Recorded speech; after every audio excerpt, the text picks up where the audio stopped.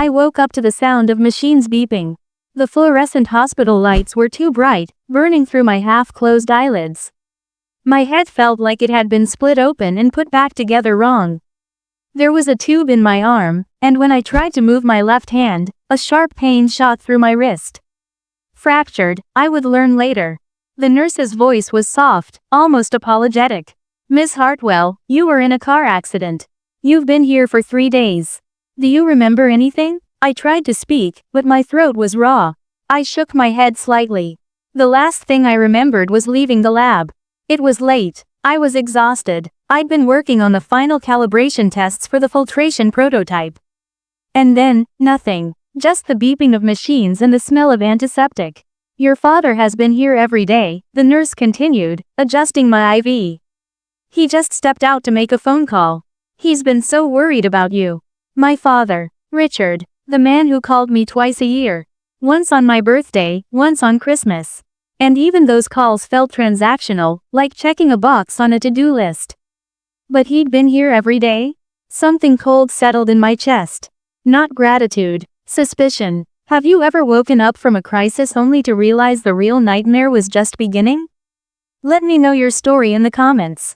And if you've ever been the responsible one in a family that only calls when they need something, hit that subscribe button. You're going to want to hear what happened next. My name is Zara Hartwell. I'm 30 years old, and I'm an environmental chemist.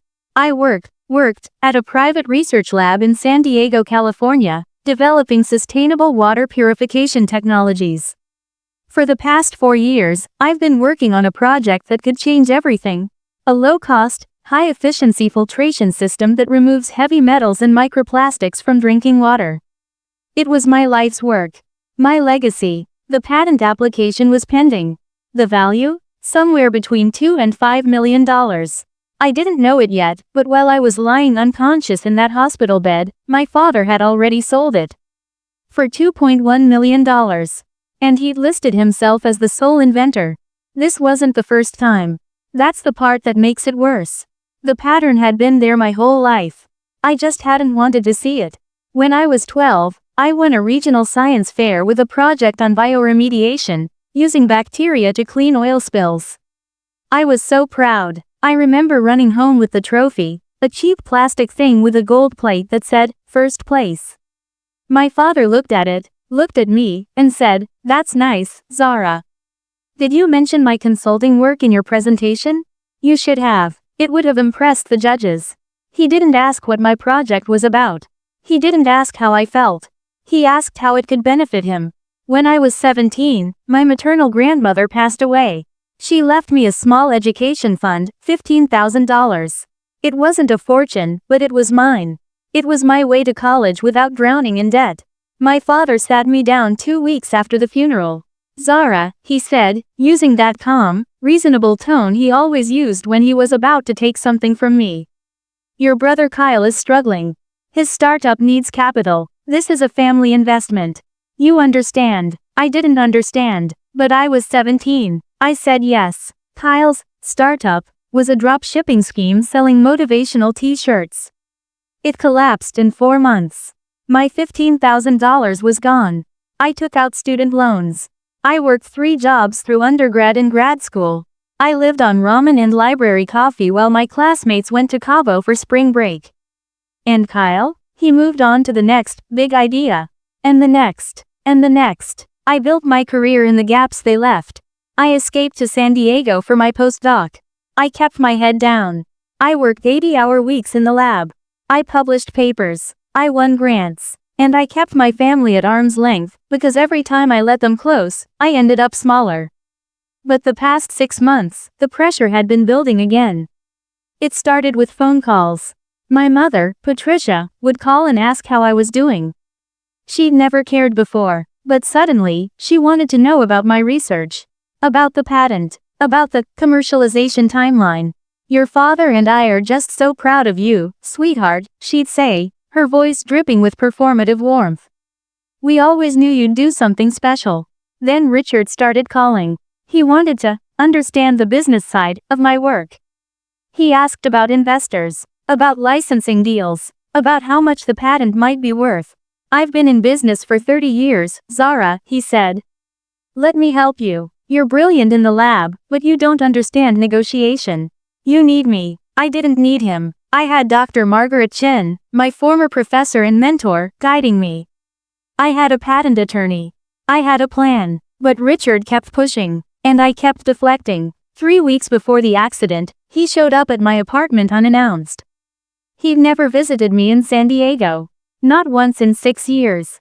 I was in the area, he said, smiling that easy, charismatic smile he used on clients. Thought I'd see where my genius daughter works her magic.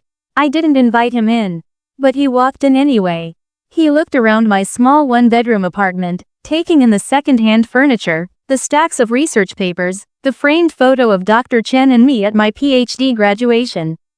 You live like a grad student, Zara, he said, shaking his head. When that patent money comes through, you need to upgrade. Buy a house. Invest properly. I can help with that. I'm fine, Dad, I said, my voice tight. You're too modest, he said. He walked over to my desk, where I'd left my laptop open. I saw his eyes flick to the screen. I'd been reviewing the patent application draft. You've always underestimated your own value. He left 20 minutes later. I felt uneasy, but I couldn't pinpoint why. He was my father. He was just being a father. Right? Wrong. 2 weeks later, I was driving home from the lab at 11 p.m. I was exhausted. I'd just finished the final round of testing. The data was perfect. The filtration system worked. I was 3 weeks away from submitting the final patent application. I don't remember the accident. The police report said a truck ran a red light. My car was totaled. I woke up 3 days later with a concussion, a fractured wrist, and 4 broken ribs. And my father, who never visited, was suddenly at my bedside every single day. I should have known. On the 5th day in the hospital, Dr. Chen came to visit. She brought flowers and a container of homemade dumpling soup. She sat beside my bed, her face tight with worry. How are you feeling, Bao Bao? She asked, using the Mandarin term of endearment she'd called me since I was 22. Like I got hit by a truck, I said, trying to smile. Literally. She didn't smile back. She looked at the door, then back at me. Her voice dropped. Zara, has your father been here? Every day, I said. It's weird, right? We barely talk, and now He came to my office yesterday, Dr. Chen interrupted. He said he was helping you with the patent application and needed copies of your early research files. The ones from your postdoc. My blood went cold. What did you tell him? I told him to go to hell, she said flatly. Zara, I've known you for 8 years. You've never once mentioned your father being involved in your work. Why would he need those files? I don't know, I whispered. But I did know. I knew exactly why. Dr. Chen reached into her bag and pulled out her phone. She opened an email and handed it to me. This came through the university's licensing office this morning. I wasn't supposed to see it, but the associate director is an old friend. She thought something was off. I read the email. It was a notification from the U.S. Patent and Trademark Office. A patent application had been filed for a novel multi-stage filtration system for heavy metal and microplastic removal from potable water. The applicant, Richard Hartwell. The invention date, 3 years ago. My invention, my research, my 4 years of work. Filed under his name. I couldn't breathe. The hospital room started spinning. Zara, breathe, Dr. Chen said, gripping my hand. Look at me. Breathe. I gulped air. My chest felt like it was caving in. He couldn't have, I gasped. The application was on my laptop. It's password protected. He couldn't. But he could. Because I'd left my laptop open that day he visited. Because I'd trusted him. Because he was my father. There's more, Dr. Chen said, her voice hard. The patent application lists a co-inventor. Your mother, Patricia, my mother, the woman who didn't know the difference between a beaker and a graduated cylinder. The woman who once asked me if chemistry was the same as cooking. That's insane, I said. She's never been in a lab in her life. It doesn't matter, Dr. Chen said. What matters is that they filed first. And according to my friend at the licensing office, they've already entered negotiations with Aquapure Global. Zara, they're selling your patent. The room went silent except for the beeping of the heart monitor. I watched the numbers climb. 95, 110, 125. How much? I asked. Dr. Chen hesitated. $2.1 million. The deal closes in 2 weeks. I closed my eyes. 4 years of my life. 80-hour weeks. Failed experiments. Sleepless nights. The moment I finally cracked the catalytic formulation. The moment the filtration efficiency hit 99.7%. All of it, stolen, and sold. For the first time in my life, I didn't feel sad. I didn't feel betrayed. I felt something sharp and cold and clear. Rage. Dr. Chen, I said, my voice steady. I need you to call someone for me. Dr. Elena Reyes didn't waste time on sympathy. She walked into my hospital room 2 days later carrying a leather portfolio and a look that could cut glass. She was in her mid-40s, impeccably dressed, with sharp eyes that missed nothing. Miss Hartwell, she said, extending a hand. Dr. Chen speaks very highly of you. And she's not someone who exaggerates. I shook her hand. Thank you for coming. Let's skip the pleasantries, Elena said, sitting down and opening her portfolio. You're a victim of patent theft, likely involving forgery and fraud. Your father has filed a fraudulent application and is in active negotiations to sell intellectual property that doesn't belong to him. Do I have that right? Yes, I said. Good. Now tell me everything. And I mean everything. Don't leave out a single detail, no matter how small or embarrassing. I told her. I told her about my research. About the 4 years of development. About the lab notebooks, the grant applications, the peer-reviewed publications with my name on them. I told her about Richard's sudden interest in my work. About his visit to my apartment. About the email Dr. Chen had shown me. Elena took notes. She didn't react. She just listened. When I finished, she looked up. You have an airtight case, she said. Your lab notebooks are dated and witnessed. Your publications establish prior art. Your university has records of your grant funding.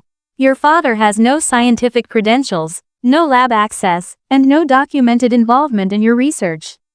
This is the legal equivalent of a drunk driver running a red light in front of a police station. So we can stop him? I asked. Stop him? Elena's smile was cold. Miss Hartwell, we're going to destroy him. But that's not the worst part. The worst part came 3 days later, when I was finally discharged from the hospital. I went home to my apartment. My landlord met me at the door, looking uncomfortable. Miss Hartwell, I'm so sorry, he said. Your father said you'd authorized it. He had a key. I thought. Authorized what? I asked. He opened my apartment door. It was empty. Not just empty, stripped. My desk was gone. My filing cabinets. My bookshelves. My laptop. My external hard drives. My research files. Everything. Gone. I stood in the doorway, staring at the blank walls.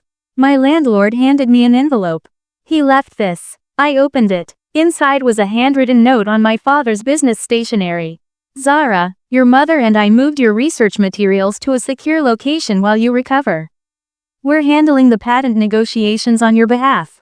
You've been through a trauma, and we don't want you to worry about the business side. We're family. We take care of each other. Focus on healing. We'll take care of everything. Dad, I read it twice. My hands weren't shaking. They were perfectly still. He hadn't just stolen my patent. He'd stolen my evidence. I called Elena. She answered on the first ring. They took everything, I said, my voice flat. Every hard drive, every notebook, every file. There was a pause. Then Elena's voice, colder than I'd ever heard it. Then we go to war. The emergency injunction hearing was set for the following Monday. Elena moved fast. She filed a motion to halt the Aquapure global sale. She filed a police report for theft of property. She subpoenaed my university records, my publication history, and my grant files. And she did one more thing. We need to prove your father is a fraud, Elena said during our prep session. Not just in this patent, in everything. I need you to tell me about every business venture he's ever had. Every failure, every lie. I told her. I told her about the consulting business that never had clients. About the real estate investments that went bankrupt. About the partnerships that always ended in lawsuits. About the trail of unpaid debts and angry creditors that followed him like a shadow. Good, Elena said. Now tell me about the $15,000. What? Your grandmother's education fund, the one he took when you were 17. I need the details, I told her. And as I spoke, I realized, Richard wasn't just a thief. He was a pattern, a decades-long pattern of taking what didn't belong to him and calling it family. Elena made notes. Then she looked up, her eyes sharp. Zara, I need to ask you something, and I need you to be completely honest. Do you want to win this case? Or do you want to punish him? What's the difference? I asked. Winning means we get your patent back and maybe some damages. Punishing means we make sure he never does this to anyone again. It means criminal charges. It means prison. I thought about the $15,000. About the years of student loans. About the late-night calls where Richard asked for money and I said yes because I felt guilty. About the hospital room where he sat beside my bed, pretending to care, while he was selling my life's work. I want him punished, I said. Elena smiled. It wasn't a nice smile. Good, because that's what I do best. The hearing was brutal. Richard showed up in an expensive suit, flanked by two lawyers who looked like they charged $800 an hour. Patricia sat behind him, dabbing at her eyes with a tissue. Kyle sat beside her, scrolling through his phone. They looked like the grieving family of a misunderstood man. Elena stood up. She didn't raise her voice. She didn't need to. Your Honor, this is not a patent dispute. This is theft. Richard Hartwell has no scientific background, no laboratory access, and no documented involvement in the research he claims to have invented. What he does have is a daughter who spent 4 years developing breakthrough technology while he spent 4 decades failing at business. She presented the evidence. My lab notebooks, dated and signed.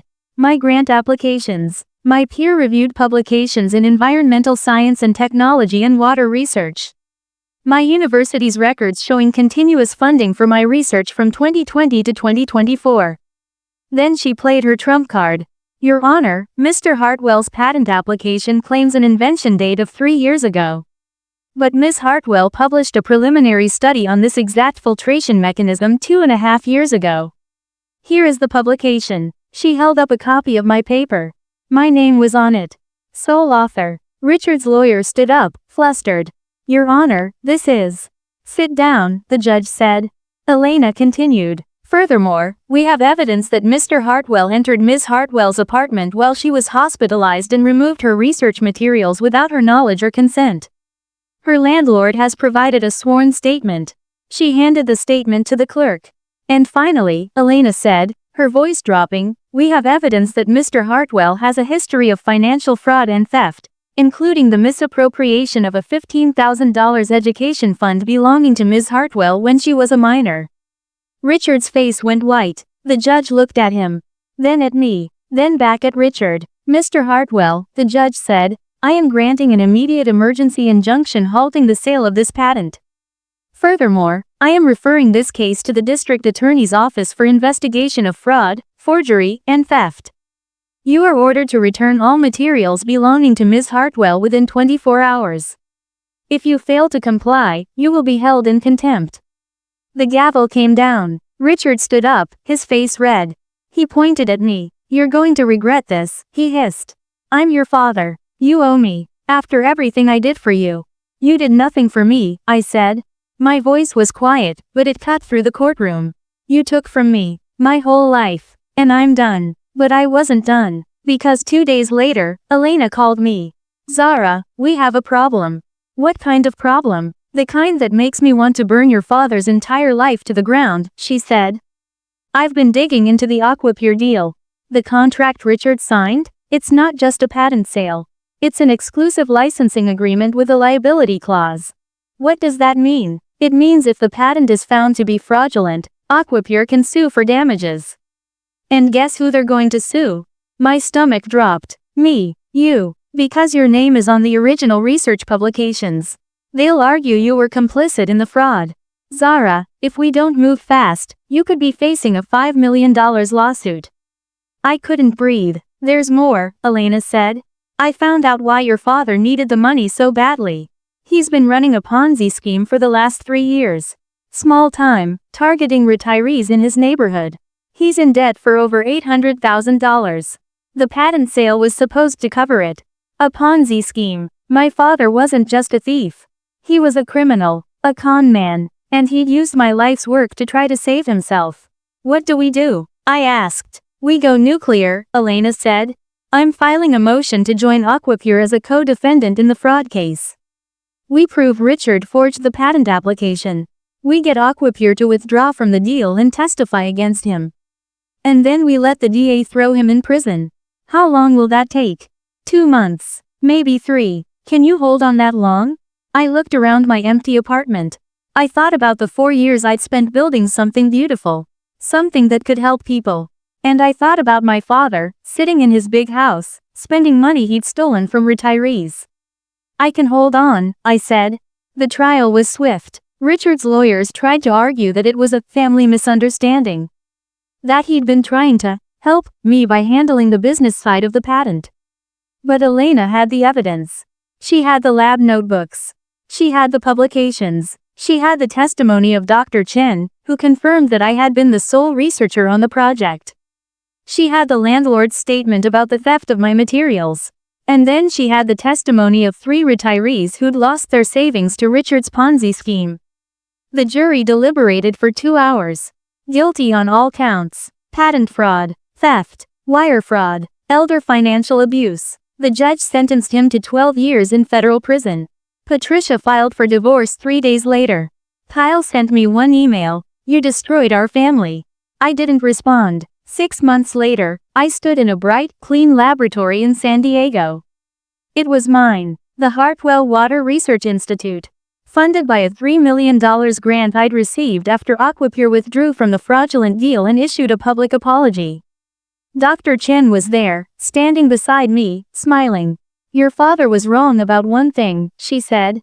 "What's that?" "You don't need anyone to handle the business side.